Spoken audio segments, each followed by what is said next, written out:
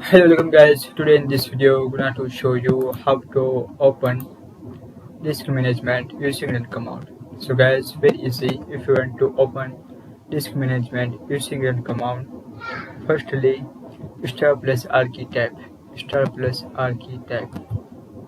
After type diskmgt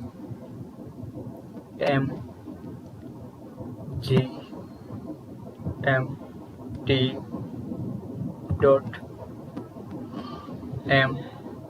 msc. After click on OK. That is. So guys, this is very simple and easy method if you want to open disk management using run command.